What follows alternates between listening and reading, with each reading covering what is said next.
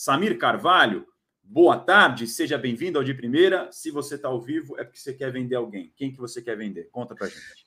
Boa tarde, Razan. Boa tarde, PVC, a quem nos acompanha no De Primeira. Não consegui, Razan, claro que não consegui, não teve êxito na negociação. Não teve êxito nessa negociação.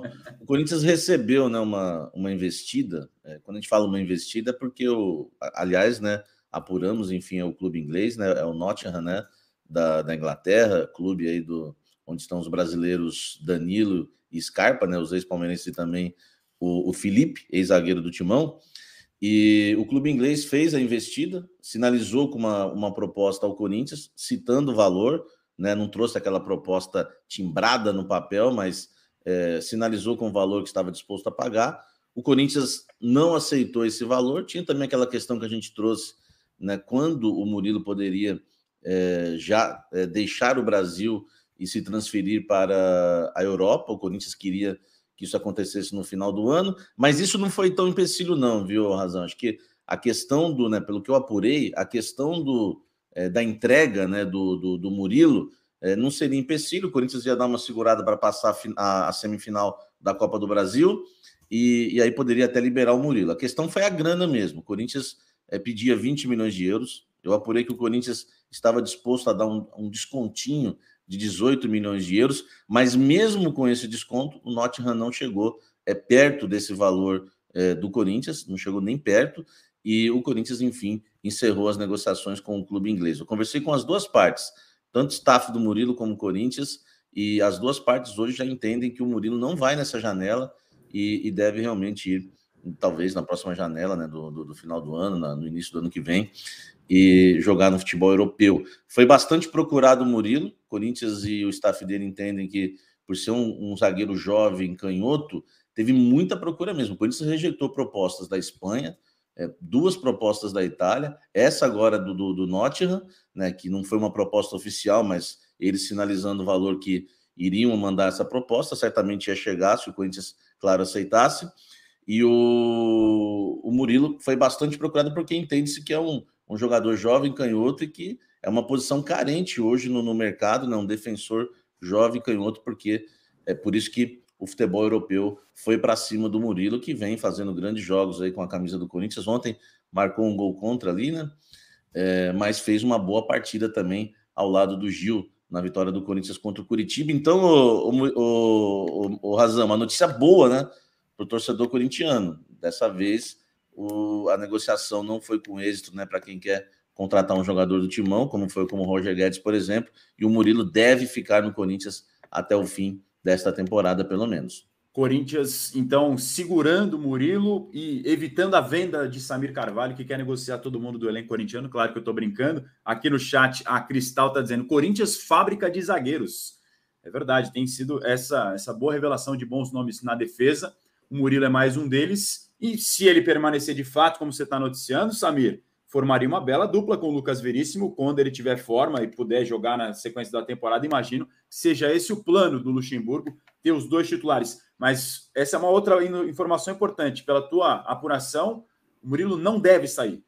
Murilo não deve sair. Pela minha apuração, os planos do Vanderlei é manter Gil e Murilo mesmo, viu, Razão? O Vanderlei, ele banca, né, o Gil. Inclusive, ele não tem nem pressa, né, de acelerar aí o processo. Já trouxe essa informação na sexta-feira passada, né, até alguns conselheiros pressionando a diretoria do Corinthians por que o Lucas Veríssimo não entra em campo, já que se trata de um jogador de 800 mil por mês, não está lesionado. O que falta para o Lucas Veríssimo é ritmo de jogo. Então, já que você, né, deixou o gancho aí, a ideia é, claro, manter o Murilo, e a ideia do Vanderlei é manter Gil e Murilo. Claro, né, o Lucas Veríssimo vai ser bastante testado e se entrar bem, vai ameaçar aí possivelmente a vaga do Gil, né? O Murilo, até por ser um jogador muito valorizado, o Corinthians perderia tecnicamente também fora de campo, né? Porque rejeitou propostas de 12 milhões de euros, tá? Eu não coloquei o valor na coluna, o Razan, porque as fontes passaram para mim, Samir, mais ou menos isso, chegou nos 15 milhões. Mas dá para a gente dizer que o Corinthians já rejeitou 12, 15, venderia por 18. Aí você coloca um jogador desse no banco de reservas, né? Para o ano que vem, com certeza o Corinthians vai querer negociar o Murilo. Você falou dos zagueiros, né? Da fábrica de zagueiros que comentaram no chat. Tem o Robert Renan, que foi para o Zenit, o João Vitor, né, que foi para o Benfica, o Murilo e o Raul Gustavo, que está emprestado ao Bahia, né? Nem vamos puxar lá atrás, né? Do Marquinhos, etc. Senão daqui a pouco o PVC ele vai puxar uns bem antigos aí, né, o Razan?